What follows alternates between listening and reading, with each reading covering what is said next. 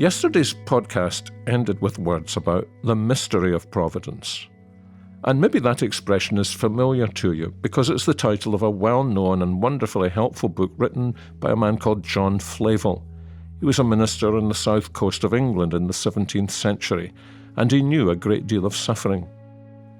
If you've ever read any of his works, there are actually 6 large volumes of them. I think you'll agree with me that it must have been a tremendous blessing to have had John Flavel as your minister. But like many of his colleagues in the 17th century, he went through very difficult times. And yet they were God's investments in his ministry. So it's not surprising in a way that he was able to write a wonderful book on the providence of God. And he describes God's providence in what I think is a very clever and helpful way. He wrote that the providences of God are like Hebrew words. They can be read only backwards. Now you know that Hebrew is written from right to left, not as English from left to right, and so if you get a Hebrew book, you might think that the back of the book is the front of the book and vice versa. And God's providence is like that, isn't it? In terms of the way we think, it sometimes seems back to front. And you can't second-guess God's providences in your life. Although most of us, I think, do that at some point. The Lord leads us to do something, and we tend to assume that for certain things will follow. But that's not always the case. His ways are not our ways. His thoughts are not ours. Sometimes, indeed, we assume that if we're obedient, then everything will then kind of follow out towards fulfilling our own expectations. And then sometimes it seems as though life crumbles in our hands. So God's providence is a very great mystery, and we can't always second-guess what he's doing. Now, that was certainly true of Joseph's story.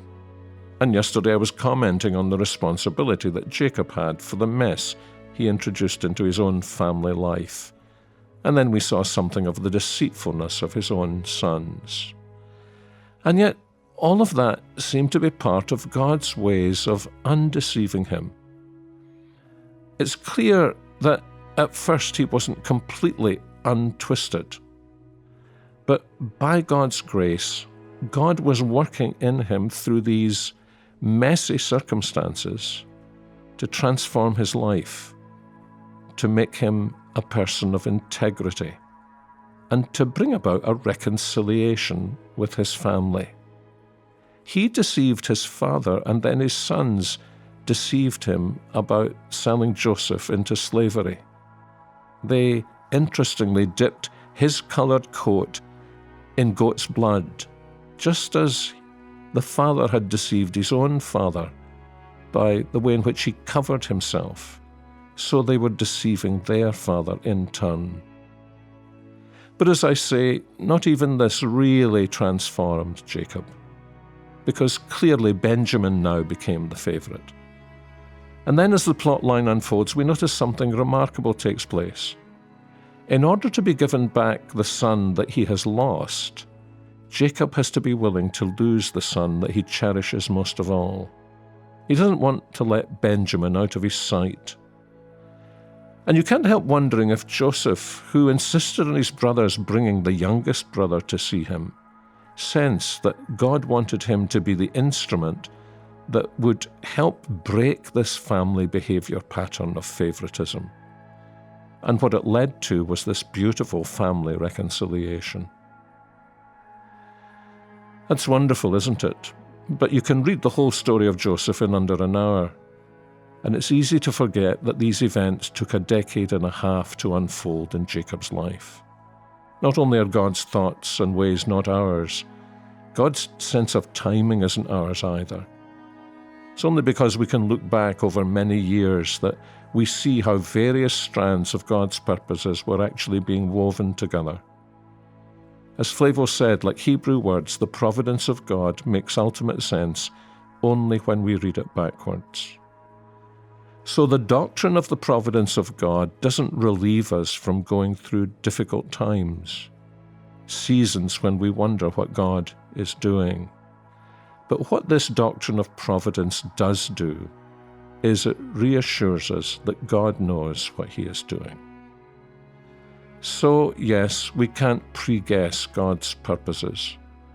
And we don't understand the whole of God's purposes either. And one reason for that is that He works in His providence in our lives, not only for our lives, but because of what He plans to do in the lives of others. So the answer to the question, Lord, why is this happening to me, may well be, my child, my purposes in you are not simply for you. I work in you in order to work through you in the lives of others. And that was wonderfully true of Joseph's life. Yes, in God's providence, he was being chastised, but God had a purpose in that to do good to others.